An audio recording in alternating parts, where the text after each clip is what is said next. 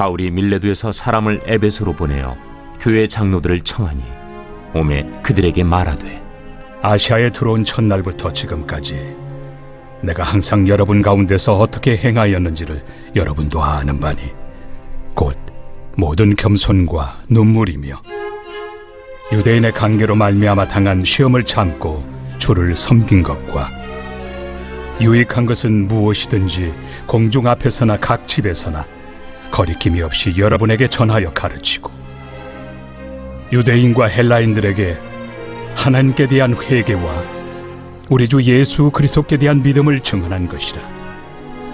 보라, 이제 나는 성령에 매여 예루살렘으로 가는데 거기서 무슨 일을 당할는지 알지 못하노라.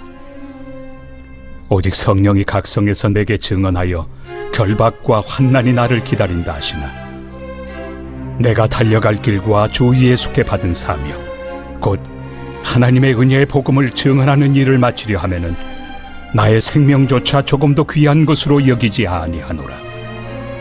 보라, 내가 여러분 중에 왕래하며 하나님의 나라를 전파하였으나 이제는 여러분이 다 내 얼굴을 다시 보지 못할 줄 아노라. 그러므로 오늘 여러분에게 증언하거니와 모든 사람의 피에 대하여 내가 깨끗하니 이는 내가 꺼리지 않고 하나님의 뜻을 다 여러분에게 전하였습니다. 여러분은 자기를 위하여 또는 온 양떼를 위하여 삼가라. 성령이 그들 가운데 여러분을 감독자로 삼고 하나님이 자기 피로 사신 교회를 보살피게 하셨느니라. 내가 떠난 후에 사나운 이리가 여러분에게 들어와서 그 양떼를 아끼지 아니하며 또한 여러분 중에서도 제자들을 끌어 자기를 따르게 하려고 어그러진 말을 하는 사람들이 일어날 줄을 내가 아노라. 그러므로 여러분이 일깨어 내가 3년이나 밤낮 쉬지 않고 눈물로 각 사람을 훈계하던 것을 기억하라. 지금 내가 여러분을 주와 및 그 은혜 말씀에 부탁하노니 그 말씀이 여러분을 능히 든든히 세우사 거룩하게 하심을 입은 모든 자 가운데 기업이 있게 하시리라. 내가 아무의 은이나 금이나 의복을 탐하지 아니하였고 여러분이 아는 바와 같이 이 손으로 나와 내 동행들이 쓰는 것을 충당하여 범사에 여러분에게 모본을 보여준 바와 같이 수고하여 약한 사람들을 돕고 또 주 예수께서 친히 말씀하신 바 주는 것이 받는 것보다 복이 있다 하심을 기억하여야 할지니라. 이 말을 하며 무릎을 꿇고 그 모든 사람들과 함께 기도하니 다 크게 울며 바울의 목을 안고 입을 맞추고 다시 그 얼굴을 보지 못하리라 한 말로 말미암아 더욱 근심하고 배에까지 그를 전송하니라. 사도행전 20장 후반부 함께 살펴보도록 하겠습니다. 사도행전은 교회의 탄생과 확장을 보여주고 있습니다. 성령의 강림으로 예루살렘 교회가 탄생하였죠. 예루살렘 교회는 사랑의 공동체였고 세상과 구별된 거룩한 공동체였습니다. 하지만 핍박으로 예루살렘 교회는 흩어지게 되었습니다. 흩어진 그리스도인들은 가는 곳마다 복음을 전하여서 온 유대와 사마리아 땅까지 복음을 증거하게 됩니다. 또한 더 나아가서 이방인들에게도 복음이 증거되게 되는데요. 하나님은 땅끝까지 복음을 전파하기 원하시는 계획이 있었습니다. 그래서 이 이방인들을 위한 전도를 위해 사울을 준비시켜 주셨습니다. 최초의 이방인 교회인 안디옥 교회가 탄생하게 되었고요. 바나바가 파송되어 사울과 함께 안디옥에서 목회를 하던 중 전도 여행을 떠나게 되어집니다. 1차 전도 여행은 바나바와 바울이 함께 갔고 2차와 3차는 바울이 전도팀을 꾸려 전도 여행을 하게 되었습니다. 우리는 20장 상반부에서 3차 전도 여행의 마무리를 함께 보았습니다. 이제 바울의 다음 여정은 예루살렘으로 가서 로마로 향하는 것이 그의 계획이죠. 이 당시 이 사람들에게 땅끝이라 하면 지금의 이제 스페인인 다시스까지 가는 것이 땅끝이라고 생각을 했습니다. 그 이제 대서양 너머에 무엇이 있는지는 알 수 없었기 때문에 이제 유럽의 끝인 이 스페인 다시스가 이제 그 땅끝이라고 생각했죠. 그래서 이제 뒤에 보시면 바울이 스페인으로 가고 싶다라는 그런 고백을 하게 됩니다. 하지만 그가 이제 예루살렘을 거쳐서 로마로 향하게 되는 그 여정은 다시는 그가 목회했고 또 그가 돌봤고 세웠던 교회 사람들과 다시는 만나지 못하는 마지막 여정임을 직감적으로 알고 있었습니다. 이것은 성령 안에서 충분히 깨달을 수 있는 그런 내용이겠죠. 그래서 예루살렘으로 가기 전에 에베소에 있는 교회 지도자들을 미리 밀라도에 불러서 마지막 유언이라고 할까요? 당부의 말을 하게 되는 것입니다. 교회 지도자들에게 권면의 말을 하는 것이죠. 특별히 왜 이 에베소 교회인가? 에베소 교회는 이 초대교회 이방 교회들 중에 가장 유력하고 또 가장 견고히 서 있는 교회였습니다. 그래서 이 에베소에서는 디모데가 사역하게 되고요. 또 사도 요한도 이곳에서 사역을 하게 됩니다. 그리고 예수님의 어머니 마리아도 에베소에서 마지막의 생애를 마쳐서 지금 이 마리아 무덤 교회도 에베소에 있습니다. 그래서 에베소가 초대교회에서 굉장히 중요한 교회입니다. 그래서 이 에베소 교회의 장로들을 불러서 마지막 권면의 말을 하고 그는 예루살렘으로 향하게 되는 것이죠. 이 사도행전에는 바울이 한 설교가 9편 정도가 등장을 합니다. 근데 모든 설교는 다 전도 혹은 변증의 설교입니다. 그래서 이방인들이나 그리고 유대인들에게 했던 설교인데요. 성도들을 향해서 한 설교는 이 오늘 읽은 20장에 있는 내용이 유일합니다. 그래서 바울이 교회를 향한, 어쩌면 지금 우리 성도님들을 향한 가장 중요한 메시지가 이 안에 담겨 있다고 할 수도 있겠습니다. 제가 이제 목사가 되면서 많은 그 목회 선배님들한테 듣는 설교 혹은 신학생일 때 선배 목사님들이 신학교에 와서 했던 가장 많이 인용하는 그리고 이용하는 본문이 바로 이 사도행전 20장 말씀입니다. 우리 성도님들도 뭐 익숙하게 들어봤을 만한 내용이죠. 내가 달려갈 길을 마치려 하면은 나의 목숨을 전혀 아까워하지 않겠다. 이런 내용이 이 안에 담겨있기 때문에 충성과 헌신을 당부할 때 쓰는 그런 본문으로 많이 이용이 되어집니다. 오늘 이 바울의 설교, 마지막 에베소 장로들에게 유언처럼 남긴 이 설교는 세 가지 부분으로 나눠질 수 있는데요. 첫 번째는 자신이 어떻게 살았는지에 대한 자신의 행적에 대해서 이야기하고, 두 번째는 교회가 앞으로 당할 일에 대한 이야기를 하게 됩니다. 그리고 마지막으로 교회의 성도들이 행해야 될 당부의 말을 이야기하고 있습니다. 먼저 바울이 어떻게 삶을 살았는지 에베소 장로들과 함께 나누는데요. 제가 18절과 부터 21절까지 한번 다시 읽어보겠습니다. 그들에게 말하되 아시아에 들어온 첫날부터 지금까지 내가 항상 여러분 가운데서 어떻게 행하였는지를 여러분도 아는 바니 모든 겸손과 눈물이며 유대인의 관계로 말미암아 당한 시험을 참고 주를 섬긴 것과 유익한 것은 무엇이든지 공중 앞에서 각 사람의 각 집에서나 꺼리낌 없이 여러분에게 전하여 가르치고 유대인과 헬라인들에게 하나님에 대한 회개와 우리 주 예수 그리스도께 대한 믿음을 증언한 것이라. 여기에 바울이 에베소 교회 뿐만 아니라 그의 전도여행, 그의 사역 전반에서 무엇을 했는지를 이야기하고 있습니다. 그리고 에베소 교회 장로들이 다 본 바이기 때문에 부정할 수도 없고 또 속일 수도 없는 내용입니다. 그런 겸손과 눈물로 섬기는 것, 주를 섬기는 것과 유익한 것은 뭐든지 다 가르친 것을 이야기하고 있습니다. 그래서 에베소 교회에서 그가 겸손하게, 그리고 눈물이라는 것은 전심으로, 그리고 진정한 사랑으로 에베소 교인들에게 겸손하게 친정한 사랑으로 두 가지를 했습니다. 첫 번째는 주를 섬긴 것, 그리고 유익한 모든 것을 가르친 것.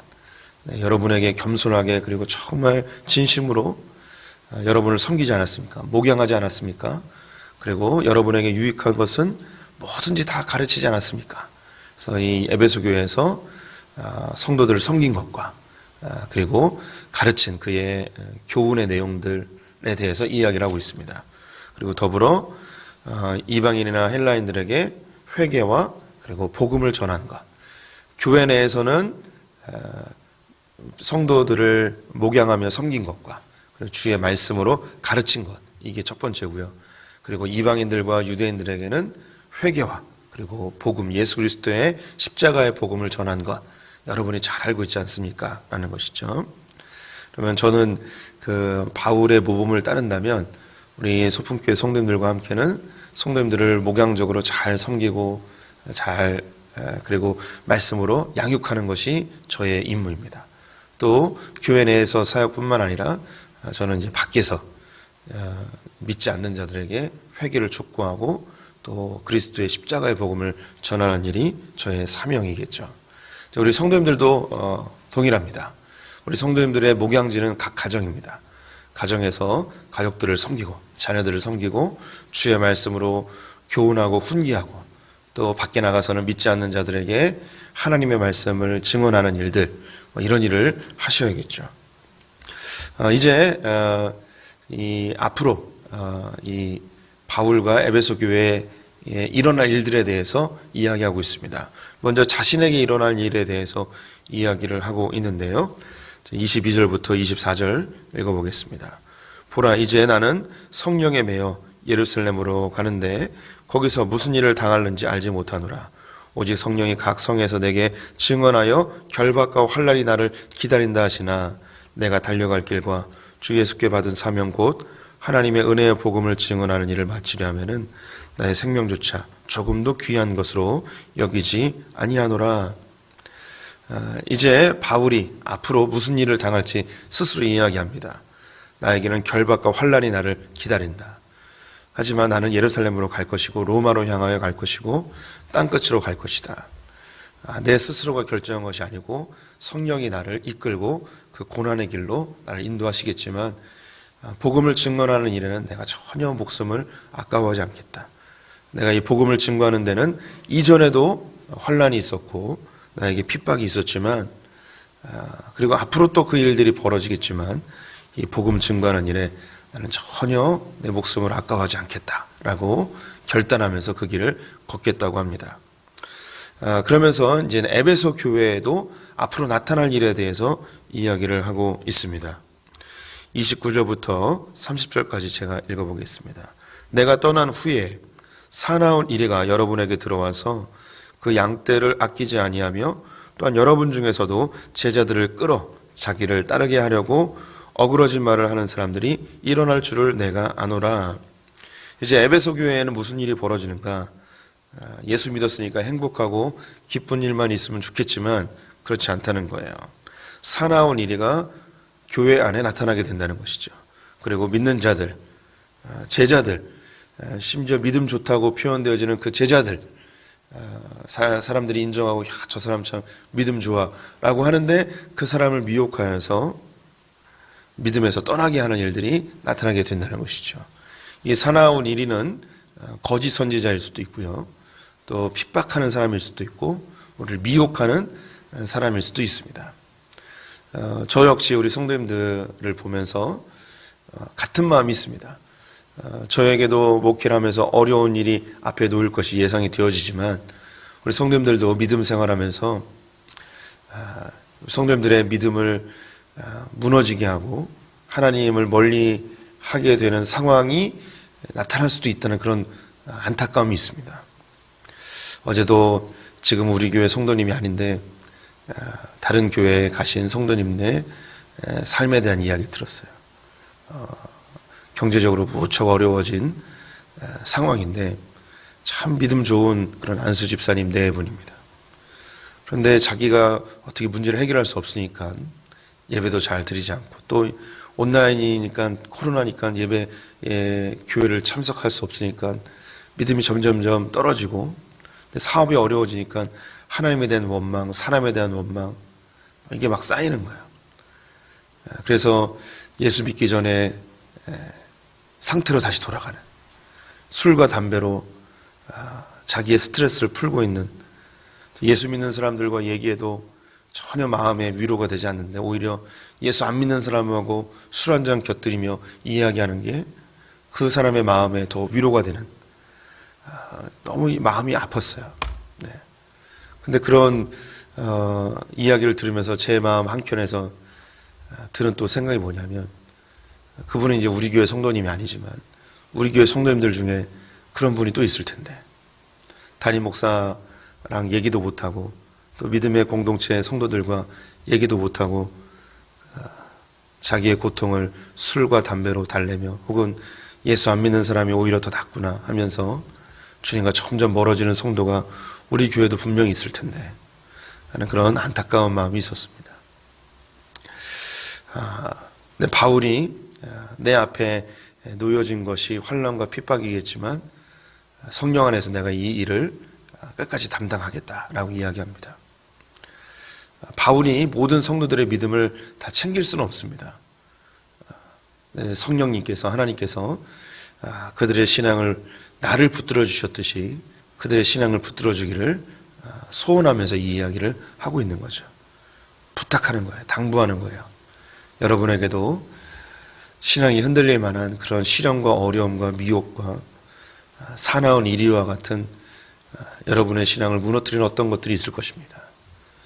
그런데 내가 앞에 놓이니 핍박과 환난 중에도 생명을 전혀 아까워하지 않냐고 걷는 것처럼 여러분도 그 시련과 어려움이 올지라도 믿음을 끝까지 붙들어 주십시오 라는 그런 당부의 말을 하고 있습니다.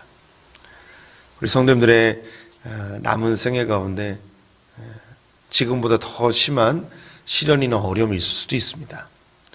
하나님이 정말 날 사랑하시는가? 정말 계시는가? 지금은 영원히 믿음을 지킬 것 같이 이렇게 우리가 생각될 수 있겠지만, 정말 극한 어려움이 처하면 우리도 우리의 신앙을 장담할 수가 없어요. 이 신앙이 정말 선물이라고 느껴지는 게 내 신앙을 내가 믿을 수가 없어요. 주님이 지켜주셔야 되는 것이죠. 성령 하나님께서 오늘 이 자리에 오신 성도님들과 또 온라인으로 함께 하시는 모든 성도님들의 그 믿음을 붙들어 주시기를 간절히 소망합니다. 그러면서 이런 환난 중에서도 교회가 마땅히 해야 될 일, 앞으로 어떻게 신앙생활을 해야 될지 바울이 마지막 당부를 하고 있습니다. 두 가지를 이야기하고 있는데요. 첫 번째 31절 32절을 제가 읽어보겠습니다. 그러므로 여러분이 일깨워 내가 3년이나 밤낮 쉬지 않고 눈물로 각 사람을 훈계하던 것을 기억하라.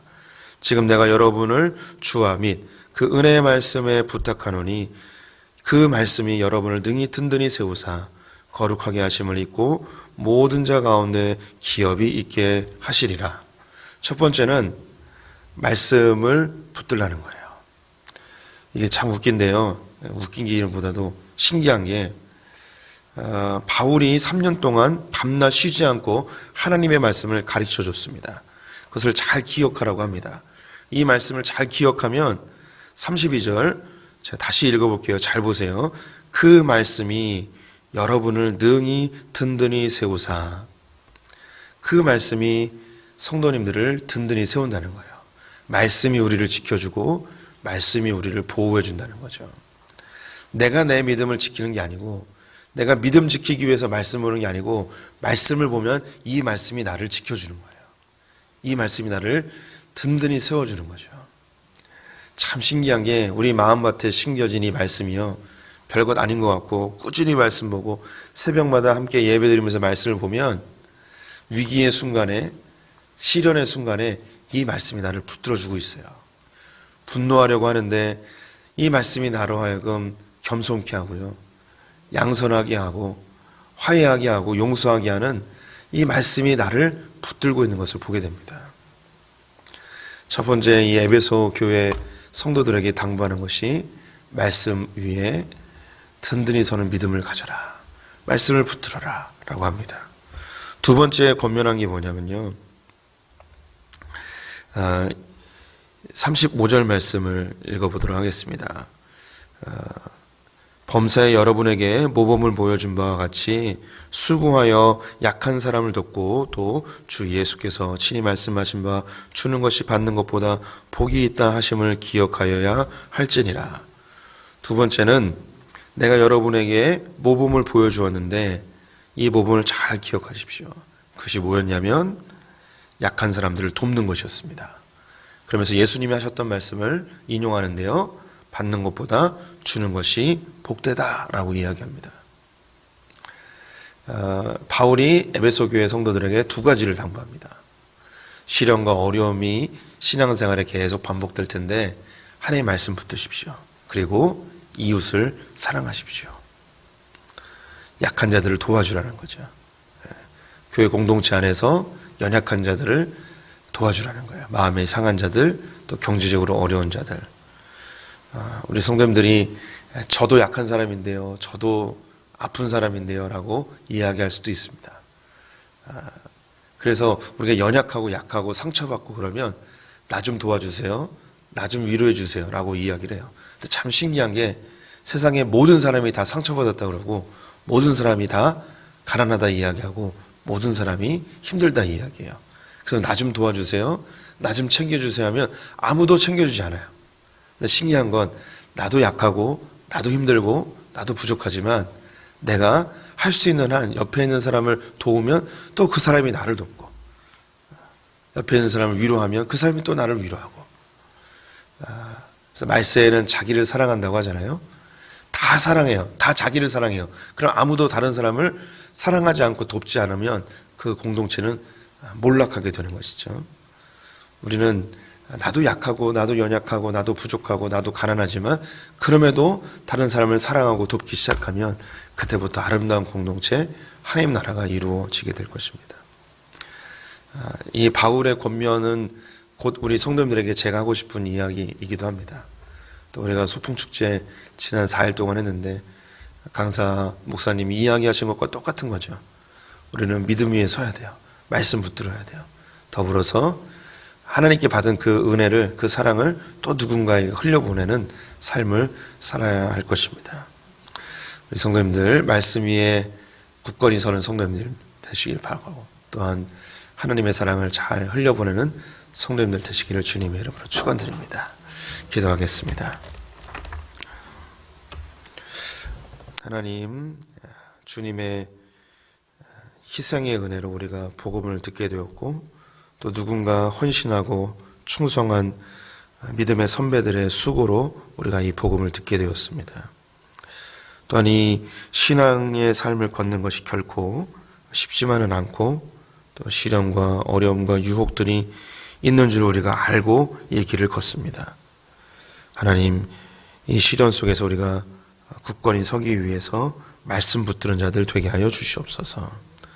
또한 어렵고 힘든 사회를 살아가다 보니 다 이기적으로 변하고 자기를 사랑하는데 우리 믿음의 성도님들 서로 돕고 위로하고 격려하고 용납하고 용서하는 아름다운 신앙 공동체 만들게 하여 주시옵소서. 하나님, 지난 4일 동안 귀한 말씀 소풍교회에 심겨지게 하시니 감사합니다.